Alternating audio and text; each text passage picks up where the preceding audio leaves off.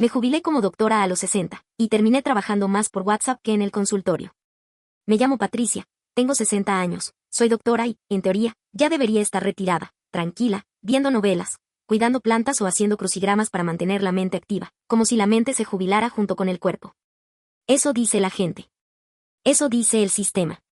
Eso dice todo mundo, menos la realidad. Fui doctora más de 30 años. Consultorio, bata blanca, expediente físico, pacientes sentadas frente a mí mirándome como si yo tuviera todas las respuestas del universo.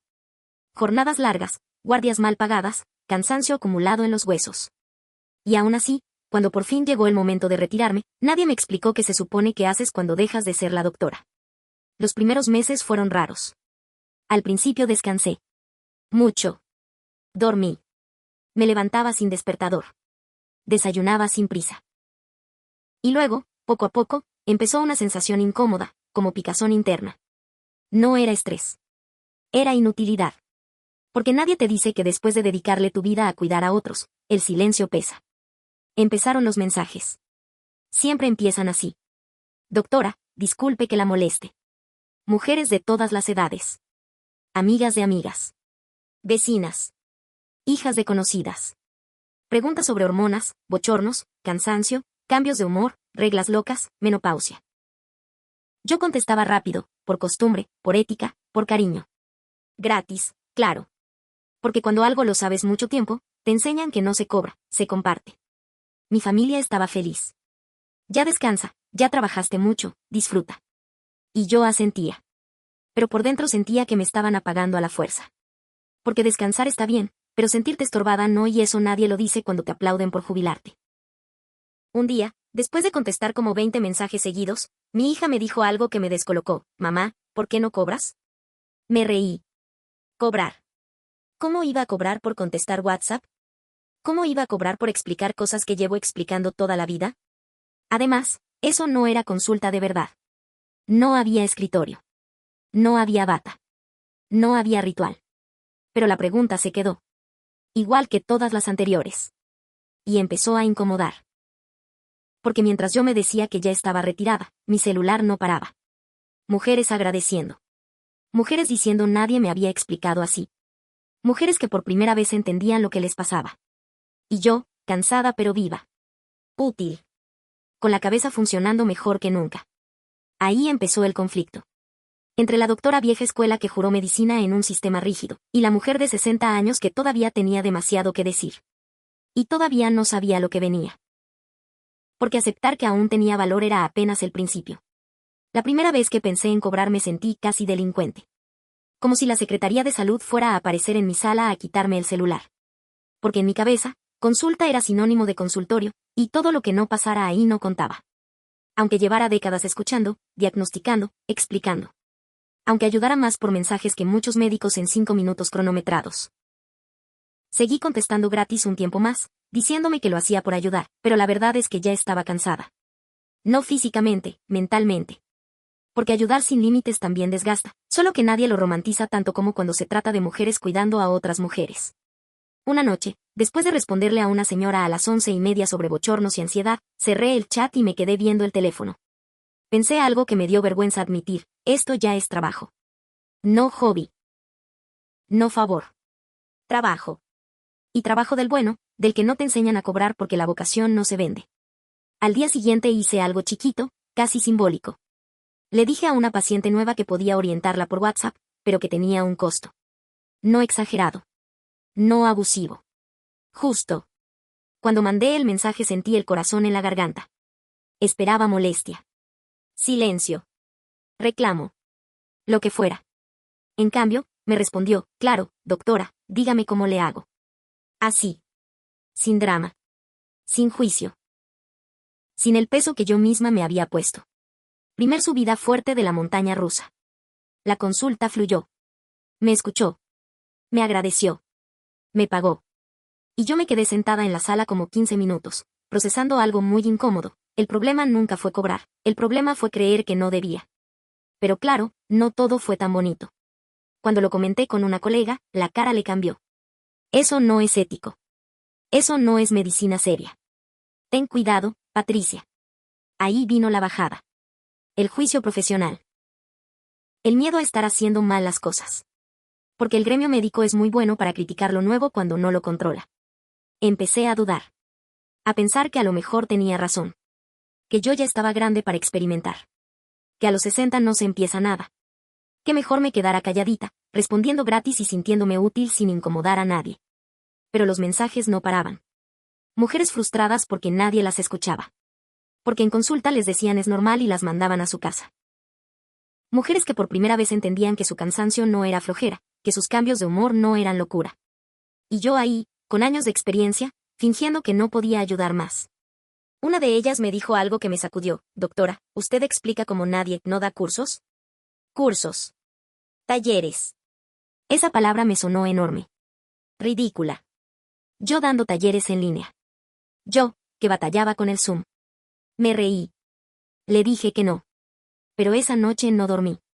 Porque la idea empezó a crecer donde ya había incomodidad.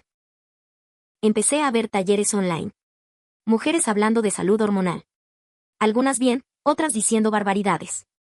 Y yo criticando mentalmente desde el sillón, como buena doctora retirada, hasta que me di cuenta de algo doloroso. Yo sabía más que muchas, pero ellas sí se atrevían a hablar. Eso fue otro golpe. No de ego. De realidad. Hice el primer taller chiquito. Cerrado. Para pocas mujeres. Sin anunciarlo mucho, por si fracasaba. Cobré poquito. Otra vez la culpa. Otra vez el miedo. Y otra vez la sorpresa, se llenó. Preguntas, agradecimientos, lágrimas. Yo terminaba agotada, pero viva. Y ahí empezó el verdadero problema, ya no podía decir que estaba retirada. Porque mi mente, mi experiencia y mi voz seguían trabajando. Solo que ahora lo hacían sin bata, sin paredes blancas y sin pedir permiso. Y eso, aunque liberador, iba a traer más ruido del que yo imaginaba.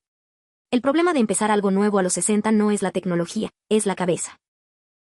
Esa vocecita bien entrenada que te dice que ya no es momento, que ya hiciste lo que tenías que hacer, que mejor no muevas nada porque a esta edad cualquier cambio cansa. Y sí, cansa, pero no tanto como sentir que te estás apagando. Después del primer taller, algo se rompió dentro de mí. No para mal. Para siempre. Porque ya no podía hacerme la loca. Ya no podía decir que solo estaba ayudando de vez en cuando. Ya no podía esconderme detrás de la palabra retirada. Y eso dio miedo. Mucho. Porque retirarte es cómodo. Empezar otra vez no. Empecé a organizar mejor las consultas por WhatsApp. Horarios. Pagos. Límites. Y cada límite que ponía era una pequeña victoria personal. Porque durante años confundí ser buena doctora con estar siempre disponible. Como si decir que no fuera falta de vocación. Como si cuidarme a mí quitara cuidado a los demás. Las críticas empezaron a llegar más claras. No chistes, no sugerencias. Críticas. Eso no es consulta. Eso es charlatanería digital. La medicina no se hace por WhatsApp. Y yo escuchaba, pero ya no me doblaba igual. Porque mientras ellos hablaban de formas, yo veía resultados. Mujeres durmiendo mejor. Entendiendo su cuerpo. Dejando de sentirse locas. Mi familia también tuvo que ajustarse. ¿No que estabas retirada? ¿No que ya ibas a descansar? Como si descansar significara desaparecer. Como si tener 60 fuera sinónimo de quedarte quieta. Me di cuenta de que a muchas personas les incomoda más tu energía que tu cansancio. Porque tu energía les recuerda lo que ellos dejaron pendiente. Hubo días malos. Talleres que no se llenaron. Consultas canceladas. Momentos en los que pensé que a lo mejor tenían razón. Que a lo mejor estaba forzando algo. Que a lo mejor estaba grande para estar aprendiendo plataformas, pagos digitales, enlaces, grabaciones. Me sentí torpe. Lenta. Fuera de lugar. Pero luego pasaba algo. Un mensaje. Una mujer diciendo, gracias, doctora, por fin alguien me explicó. Y se me quitaba la duda. No el miedo. La duda. Porque el miedo seguía ahí, sentado conmigo, pero ya no manejaba. Un día, revisando mis ingresos, me quedé quieta. Literal. Me di cuenta de que estaba ganando más que en mis últimos años de consulta tradicional. Más, y trabajando menos horas. Sin tráfico. Sin salas de espera llenas. Sin estrés físico. Y esa realización fue tan poderosa como incómoda. Me sentí tonta. Tonta por no haberlo intentado antes. Por haber esperado a jubilarme para darme permiso. Por haber creído que el valor de mi trabajo dependía del lugar y no del impacto. Lloré. No de tristeza. De coraje acumulado. Empecé a aceptar algo que me había costado décadas. No tenía que sufrir para merecer. No tenía que cansarme hasta romperme para ser buena doctora. No tenía que seguir un modelo que ya no funcionaba solo porque así me formaron. Mi identidad se movió. Ya no era solo la doctora de bata. Era la mujer de 60 que seguía aprendiendo. Que se equivocaba. Que se adaptaba. Y eso, curiosamente, me hizo mejor profesional que nunca. Pero todavía faltaba enfrentar la última resistencia. La más dura. La mía. La de aceptar que esto no era un experimento temporal, sino una nueva etapa. Y aceptar eso implicaba soltar la idea de que ya había terminado. El día que dejé de decir solo doy orientación y empecé a decir atiendo consultas y doy talleres sentí algo parecido a cuando me puse la bata por primera vez. Miedo, sí, pero también una claridad rara. Como si por fin dejara de pedir disculpas por seguir viva profesionalmente. Porque eso era lo que hacía sin darme cuenta, disculparme. Disculparme por cobrar. Disculparme por saber. Disculparme por no desaparecer a los 60 como se espera elegantemente de una mujer que ya cumplió. Y esa disculpa silenciosa me había acompañado toda la vida. Acepté algo incómodo, yo no estaba de regreso, nunca me había ido. Solo me había escondido detrás de la jubilación porque era socialmente aceptable. Porque decir ya me retiré tranquiliza a todos menos a una misma. Mis talleres crecieron. No de golpe, no de manera viral, sino constante. Mujeres recomendando a otras mujeres. Historias que se repetían, años sin ser escuchadas, médicos que minimizaban síntomas, cansancio normalizado. Yo no les vendía milagros, les explicaba su cuerpo. Y eso, aunque parezca simple, cambia vidas. Mi familia dejó de preguntarme cuando iba a descansar. Empezaron a preguntar cómo me iba. El tono cambió. El respeto también. No porque ahora ganara dinero, sino porque dejé de minimizar lo que hacía. Cuando tú te tomas en serio, el entorno no tiene de otra. Los colegas que criticaban se quedaron ahí. Algunos se acercaron después, bajito, con curiosidad. Otros no y está bien. No vine a convencer a nadie. Vine a hacer lo que durante años supe hacer, pero bajo mis propias reglas. Hoy trabajo menos horas que antes. Gano bien. Descanso sin culpa. Aprendo cosas nuevas. Me equivoco. Me adapto. Y no soy menos doctora por no tener un consultorio físico. Soy más libre. Y eso, curiosamente, me hizo mejor médica. No romantizo nada. Hay días pesados. Hay cansancio mental. Hay dudas. Pero ya no hay esa sensación de estar estorbando. Ya no hay esa voz que dice ya no te toca.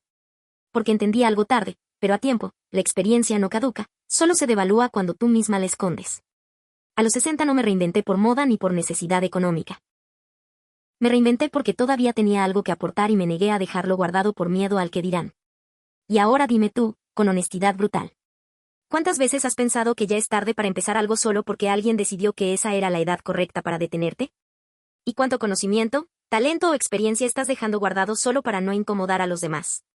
Porque a veces no es que ya no sirvas, es que nunca te diste permiso de servir de otra forma.